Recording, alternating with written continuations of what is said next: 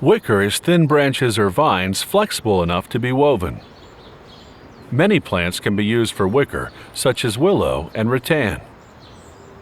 Quality wicker is very durable. You can find antique wicker furniture that's as sturdy today as it was in its heyday.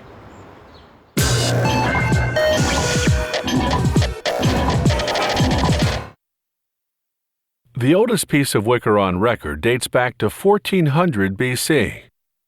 Archaeologists discovered it in Egypt, where in ancient times people used wicker chairs. Hand-woven wicker furniture was the rage in Europe and North America in the 1800s. To meet this demand, trade schools churned out master wicker weavers. But by the 1930s, manufacturers developed a paper fiber to mimic the look of wicker, and large mechanized looms to do the weaving.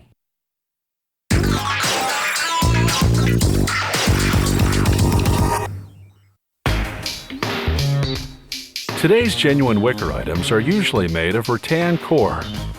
Rattan palm tree branches stripped of their bark, then processed into different diameters and profiles.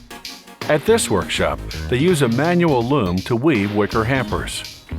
Taking what's known as flat oval rattan core, flat on one side, rounded on the other, they run horizontal strands through vertical strands in an under and over pattern, working between the hamper's wooden frame and its fiberboard lining. They keep the vertical strands taut by tying them to weighted ropes. It's important to keep moistening the rattan with hot water to keep it supple enough to manipulate. They weave one thin round strand after every 5-inch high section of flat oval. There's no structural reason for this pattern, it's purely aesthetic. A wicker wastebasket begins with a base that dictates the shape. They insert vertical stakes of round rattan core along its perimeter, then below the base. Bend each stake over the next, then under the one after that. This forms what's called the footboarder, a bottom rim that holds the base securely in place. Now they insert a wooden form and begin weaving. First, a small section of round rows, then a large section of flat oval ones. Slowly and patiently, they work their way to the top, never resorting to glue or staples to hold the strands together. Only a hook to compress the rows for a neat and tight weave. Every so often, they use pliers to tear off a stray fiber. Now for the finishing touch. They braid what's left of the vertical stakes into a decorative top rim. This particular braiding technique is very complex, requiring all 10 fingers and a special tool to pry stubborn strands apart. They snip off the excess with a cutter. When they're finished, they remove the modular wooden form. Its components are numbered so they'll know how to reassemble them for the next basket.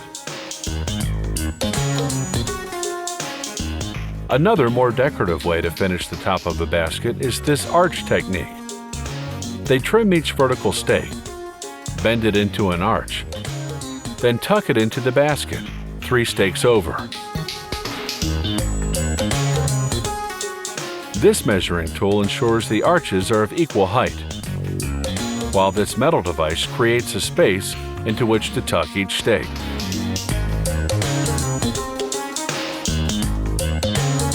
Wicker weavers create magnificent designs by combining various shapes and sizes of rattan.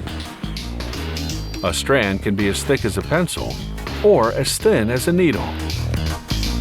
While this doesn't quite fall under the category of wicker, it's not uncommon to see wicker workshops use other natural materials.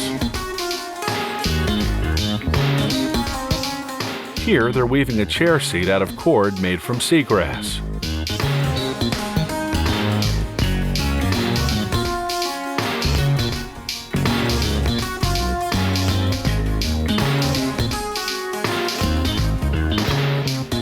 There's also wicker seating material. This pre-woven sheet is called cane seating or rattan peel. It's made from the bark stripped off the rattan branch. First, They force it into a groove in the chair's wooden frame. Then they glue in what's called spline, a strip of rattan core with a pointed edge.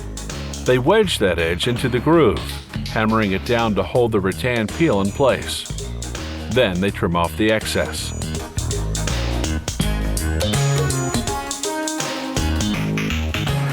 Because wicker is wood, it can be stained or painted, or left its natural color. Whatever the finish, they give it 2 or 3 coats of varnish for protection.